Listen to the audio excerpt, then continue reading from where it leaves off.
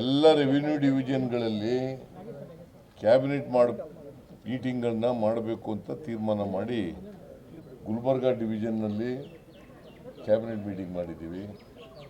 Mysuru ಡಿವಿಷನ್ನಲ್ಲಿ cabinet meeting ಮಾಡಿದ್ದೀವಿ. ಇವತ್ತು Bengaluru ಡಿವಿಷನ್ನಲ್ಲಿ cabinet meeting ಮಾಡ್ತಾ ಇದ್ದೀವಿ. ಇನ್ನು ಸ್ವಲ್ಪ ದಿನ ಆದಮೇಲೆ ಗುಲ್ಬರ್ಗಾ ಬೆಳಗಾವಿ ಡಿವಿಷನಲ್ಲೂ ಕೂಡ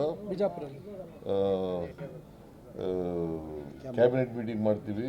ಅದು ಬಿಜಾಪುರದಲ್ಲಿ ಮಾಡಬೇಕು ಅಂತೇಳಿ ಈಗಾಗಲೇ ಸಲಹೆ ಬಂದಿದೆ.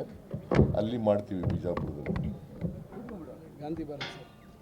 ನಂದಿ ಬೆಟ್ಟದಲ್ಲಿ ಇವತ್ತು ಬೆಂಗಳೂರು ಡಿವಿಷನ್ನು ಕ್ಯಾಬಿನೆಟ್ ಮೀಟಿಂಗು ಬರೀ ಚಿಕ್ಕಬಳ್ಳಾಪುರ, ಕೋಲಾರ, ಬೆಂಗಳೂರು ರೂರಲ್ ಅಲ್ಲ, ಬೆಂಗಳೂರು ಡಿವಿಷನ್, ರೆವಿನ್ಯೂ ಡಿವಿಷನ್.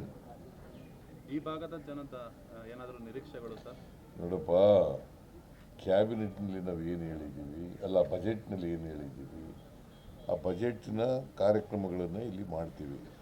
ಸಣ್ಣ ಪುಟ್ಟ ಕೆಲಸಗಳಿದ್ರೆ ಈ ಜಿಲ್ಲೆಗಳಲ್ಲಿ ಮಾಡಿಕೊಡ್ತೀವಿ.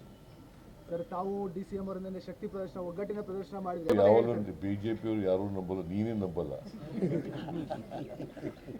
ಬಿಜೆಪಿಯವರು ನಂಬೋದೇ ಇಲ್ಲ. ಅವರು ಯಾವಾಗಲೂ ಸುಳ್ಳು ಮಾತ್ರ ನಂಬ್ಕೊಳ್ಳೋದು. ಅವರು ಸತ್ಯ ಯಾವತ್ತೂ ನಂಬಲ್ಲ, ನೀನು ನಂಬಲ್ಲ. ಅದರಿಂದ ಬಿಜೆಪಿಯವರು ಏನು ಹೇಳ್ತಾರೆ ಅನ್ನೋದು, ಅವರು ಸುಳ್ಳು ಹೇಳೋದ್ರಲ್ಲಿ ನಿಸ್ಸೀಮರು. ಬರೀ ಸುಳ್ಳೇ ಹೇಳೋದು. ಅವರು ಸತ್ಯ ಹೇಳೋದು ಗೊತ್ತೇ ಇಲ್ಲ ಅವರಿಗೆ. ಅದರಿಂದ ಅವ್ರು ನಂಬ್ತಾರ ಬಿಡ್ತಾರ ನಮಗೆ ಗೊತ್ತಿಲ್ಲ.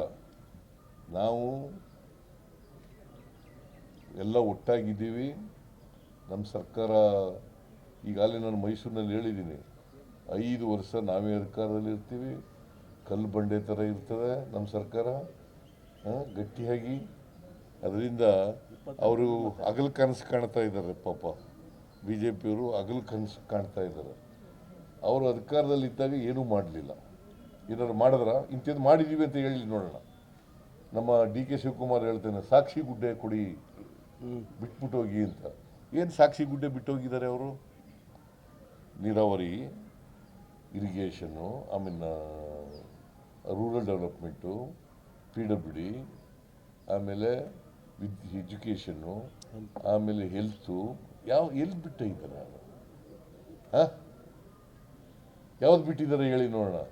ಅಧಿಕಾರ 4 ವರ್ಷ ಅಧಿಕಾರದಲ್ಲಿ ಇದ್ದರು ಅವರು.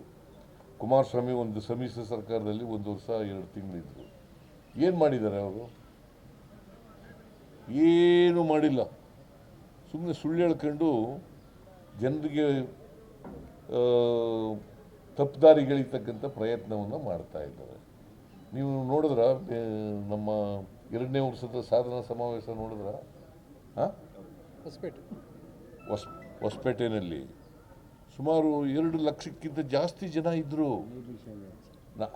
3 ಲಕ್ಷಕ್ಕಿಂತ ಜಾಸ್ತಿ ಜನ ಇದ್ರು. ಮಳೆ ಇದ್ರೂ ಬಂದಿದ್ರು ಕೂಡ ಇದ್ರು. ಆಮೇಲೆ ಒಳಗಡೆ ಬರೋಕ್ಕಾಗಲಿಲ್ಲ. ಭಾಳ ಜನ ಸುಮ್ಮನೆ ಬರ್ತಾರ. 1 ಲಕ್ಷ ಜನಕ್ಕೆ ಸವಲತ್ತು. ಬಿಜೆಪಿಯವರ ನೀನು ಅವನೇ ಸುಮ್ಮನಿದ್ದಾನೆ, ನೀವೇ ತಿರುಗ್ತಾ ಇದ್ದೀನಿ.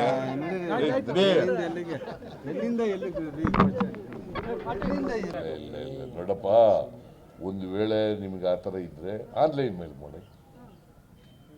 ಆನ್ಲೈನ್ ಮಾಡೋಕ್ಕೆ ಏನೋ ತೊಂದರೆ ಇದೆಯಾ? ತೊಂದರೆ ಇದೆಯೇನ್ರಿ? ಕೇಳಪ್ಪ, ನಿನ್ಗೆ ಏನಾದ್ರು ತೊಂದರೆ ಇದೆಯಾ? ಆನ್ಲೈನ್ ಕಳಿಸ್ಕೊಡ್ಲಿಕ್ಕೆ ನಿನಗೇನು ತೊಂದರೆ? ಹೇಳೋದು ನಿನಗೆ. ಆನ್ಲೈನಲ್ಲಿ ಅಕ್ಸೆಪ್ಟ್ ಮಾಡ್ತೀವಿ, ಮನೆಗೆ ಹೋದ್ರೆ ಅಕ್ಸೆಪ್ಟ್ ಮಾಡ್ತೀವಿ, ಮೀಟಿಂಗ್ಗಳಲ್ಲಿ ಅಕ್ಸೆಪ್ಟ್ ಮಾಡ್ತೀವಿ. ಯಾವುದಾದ್ರು ಈ ದಾರಿಗಳಲ್ಲಿ ಯಾವುದಾದ್ರು ಒಂದು ದಾರಿನಲ್ಲಿ ನೀವು ನಿಮ್ಮ ಜಾತಿ ಹೇಳ್ಕೋಬೇಕು.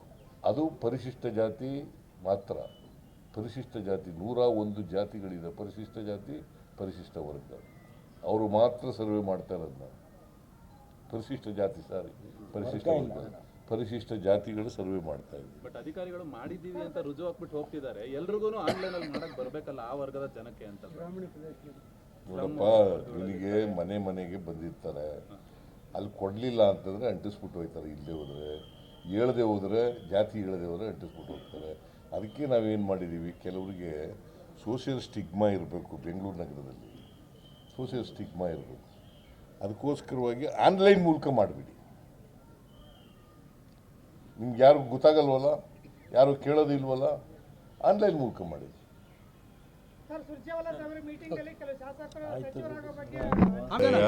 ಪ್ರಜಾಪ್ರಭುತ್ವದಲ್ಲಿ ಎಲ್ರಿಗೂ ಮಿನಿಸ್ಟರ್ ಆಗೋ ಅಧಿಕಾರ ಇದೆ. ಹೈಕಮಾಂಡು ಅಂತಿಮವಾಗಿ ತೀರ್ಮಾನ ಮಾಡೋದು, ಗೊತ್ತಾಯ್ತಾ?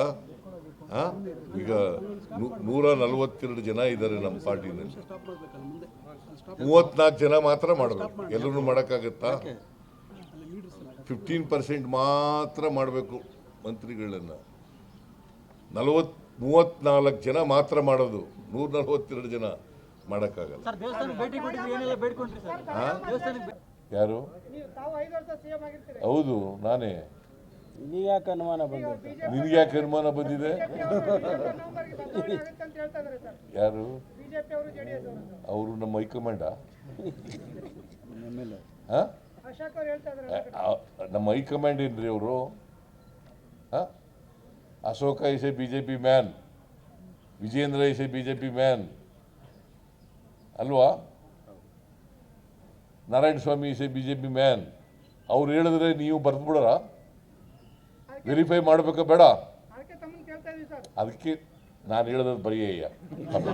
ಸರ್, ಜಾತಿ ಸಮೀಕ್ಷೆ ಆಯ್ತಲ್ಲ ಸರ್, ಜಾತಿ ಸಮೀಕ್ಷೆ ಸರಿಯಾಗಿ ಆಗ್ತಿಲ್ಲ. ಇಡೀ ರಾಜ್ಯದ ಜನರಿಗೆ ಒಳ್ಳೆ ಮಳೆ ಆಗಲಿ, ಬೆಳೆ ಆಗಲಿ, ಸಮೃದ್ಧಿ ಆಗಲಿ, ಸಂತೋಷದಿಂದ ಇರಲಿ ಜನ, ಮತ್ತು ಎಲ್ಲರ ಮಾನವೀಯ ಸಮಾಜ ನಿರ್ಮಾಣ ಮಾಡಲಿಕ್ಕೆ ಎಲ್ಲ ಪ್ರಯತ್ನ ಮಾಡಲಿ.